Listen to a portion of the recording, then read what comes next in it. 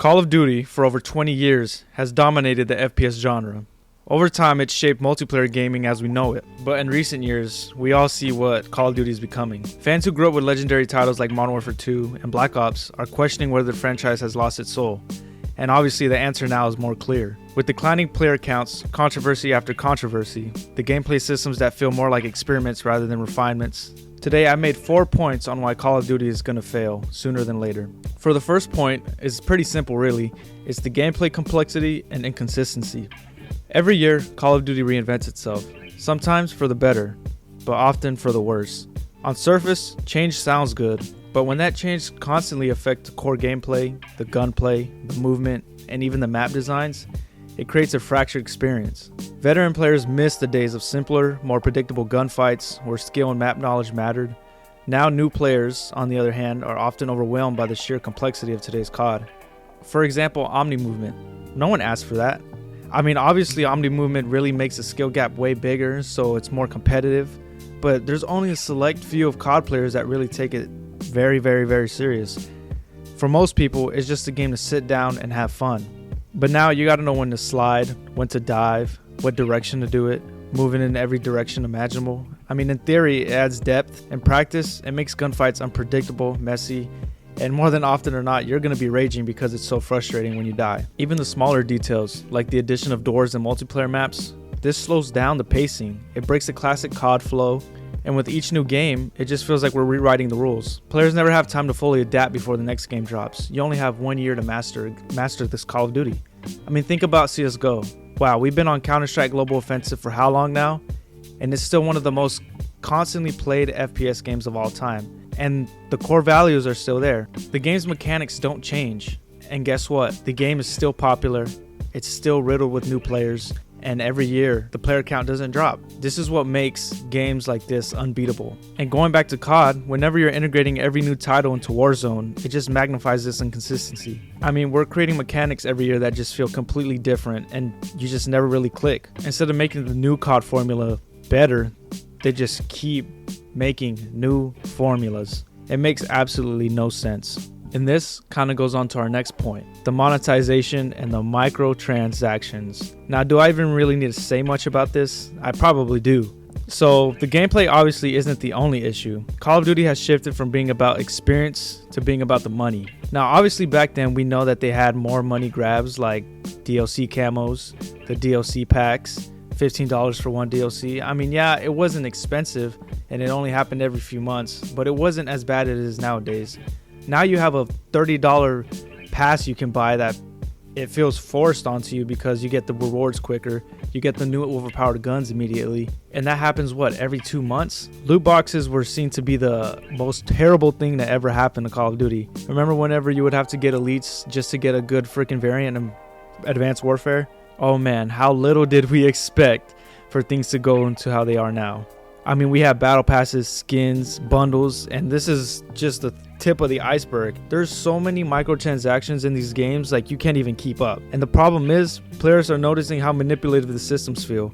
Skill-based matchmaking, I mean, it isn't just fair to play anymore. A lot of people argue that it's to pair players with weaker competition, so they make them feel better about playing. And whenever they get a purchase, they get rewarded with easier lobbies. Yeah, it sounds kind of crazy, but if you think about it, it makes sense, right? Like, imagine you're buying a skin bundle and then suddenly you pop off with higher kills and then you're just like, damn, like this new freaking blueprint that I got that has a better iron sights really makes me a better player. Like, come on, man. Iron sights doesn't change the game for you that much. And in your mind, it's just designing you to just keep spending the money. And the worst part is, in-game purchases don't actually improve your performance, but the matchmaking tricks into your brain and believing they do. Think about this constantly, and I keep going back to the game, just like I'm sure some of you do, and you're just like, why do I keep playing this trash? It makes no sense. And over time, like, this creates the toxic environment where players feel like the game is rigged against them unless they buy it. Like, oh, I can't compete. My TTK is not as fast as this. I need to buy the new damn freaking LC10 off the battle pass that's $30 because if I just play regularly, it's gonna take me 10 gaming sessions over 2 weeks just to get to the LC10, and by then they already patched it and it's already shit again. Like, bro, it makes no absolute sense to me how we just keep falling for it. It's just exploiting us and it's crazy. And I'm going to go on to this with point 3. One of the most annoying things that you can ever deal with in any game is the cheaters. Warzone in particular has been plagued with hackers to the point where many players have simply quit. I mean, speed hacks, wall hacks, aimbots, you name it. You go on TikTok live, you scroll for 5 minutes on a TikTok live, you'll see at least 20 hackers. It's like, dude, is there nothing being done about this? Any one of these hacks, you name it, they're out there. Players have begged Activision for years, going to Twitter, Reddit, Instagram, calling, support, I mean anything you could think of, and they still can't get it right. Ricochet anti-cheat is so flawed to me. It makes no sense. It's like there's not even one there. A lot of people debate whether the cheaters are still running rampant or there's just none and Call of Duty is just that easy. But obviously from all the clips we see online, we know what the case is. A lot of people even accuse Activision of looking the other way when it comes to high profile streamers. Like, I mean, how many streamers do you watch right now and you can just immediately tell from looking at their gameplay that they're using a Cronus and nothing is happening to them? And this goes with every single player in the COD community. Everyone's buying Cronuses. Everyone's using them. I mean, you can clearly see that some of these guns have absolutely no recoil. Yeah, the recoil is not hard to control in Call of Duty, but whenever you have literally 0 and you're going against somebody else, chances are in your favor. It's quite literally cheating. You see scripts that literally make the aim assist better. It makes no sense how Call of Duty just can't get this right. Regular players feel abandoned, they feel caught in lobbies filled with cheaters, and Activision seems more focused on cosmetics than cleaning up the experience. Like, you tell me how much Beavis and Butthead really matters to Call of Duty. I personally didn't give a shit. Yeah, Beavis and Butthead is cool, but I want Call of Duty to feel fun, not so toxic that I'm raging every single time I die because I know the game is so broken. And guess what all of this causes? It causes a loss of player base, and the game just becomes stagnant. Call of Duty is still big, don't get me wrong, but it's not as big as it used to be. Reports show that player numbers have dropped compared to past peaks, and revenue growth has slowed. Fans are burned out on the yearly release cycle. I mean, who isn't? Every year you're dropping something new and it's just shit after shit, excuse my language, where every new title feels rushed to meet out a deadline. Instead of delivering innovation and meaningful improvements, Call of Duty often feels like it's just checking boxes. I mean, the only company that truly feels like they care, and it's not even a lot, is Treyarch. At least they try every time they bring out a title. You can tell that they at least try. The game developers are doing what they can to actually try, but the higher ups just restrict them on everything. Us as fans, we're burned out on everything. I mean, look at the Warzone mobile dumpster fire. Activision can't even sustain the franchise on one of the most easiest platforms, a phone.